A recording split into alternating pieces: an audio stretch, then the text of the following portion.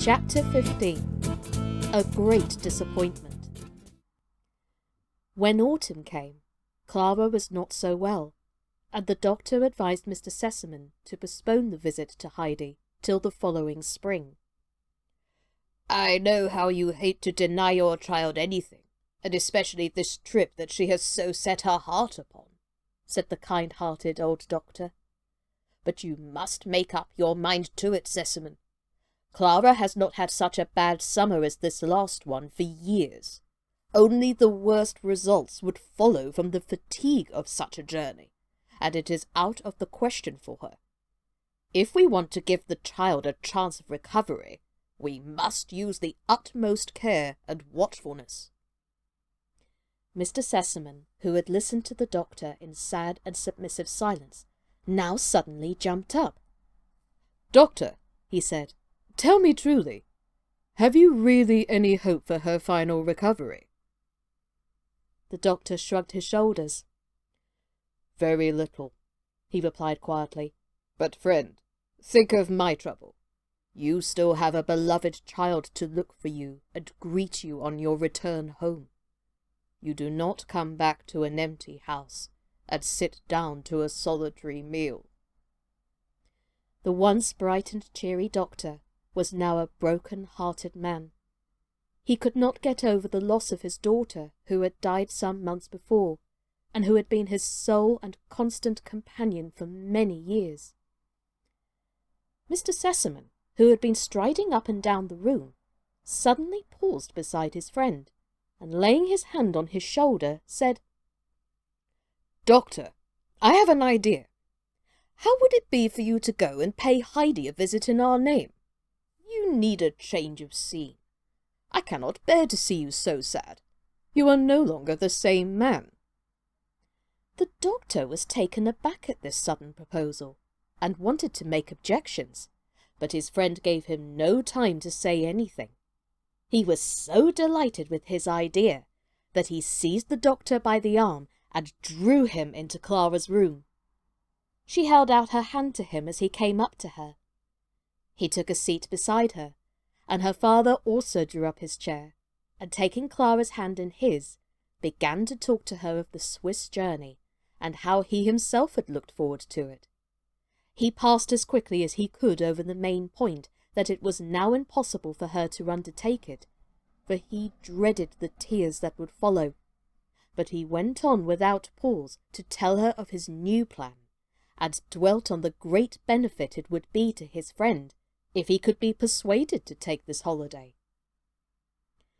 The tears were indeed swimming in the blue eyes, although Clara struggled to keep them down for her father's sake. But it was a bitter disappointment to give up the journey, the thought of which had been her only joy and solace during the lonely hours of her long illness. She knew, however, that her father would never refuse her a thing unless he was certain that it would be harmful for her.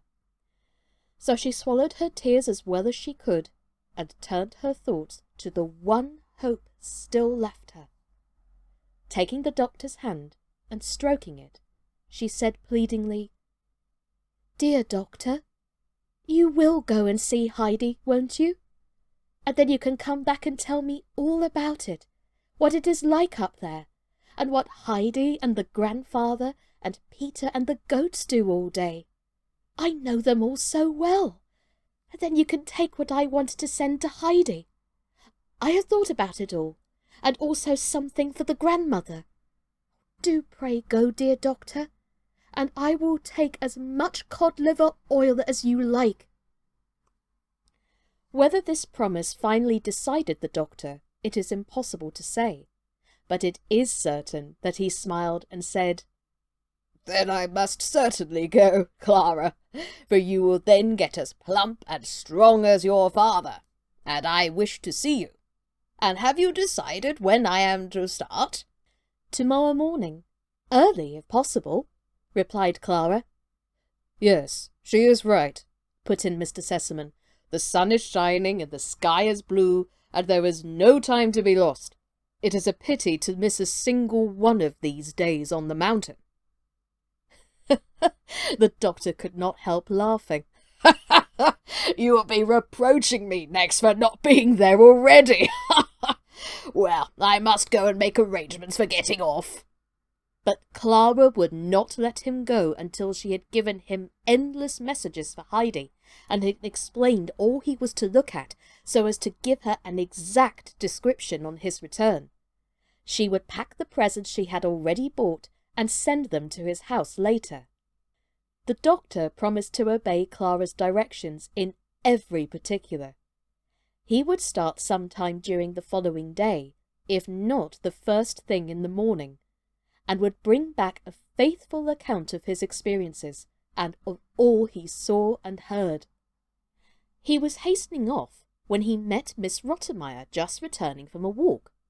He informed her of his intended journey, begging her in his most conciliatory voice to pack up the parcels for Heidi, as she alone knew how to pack, and then he took his leave.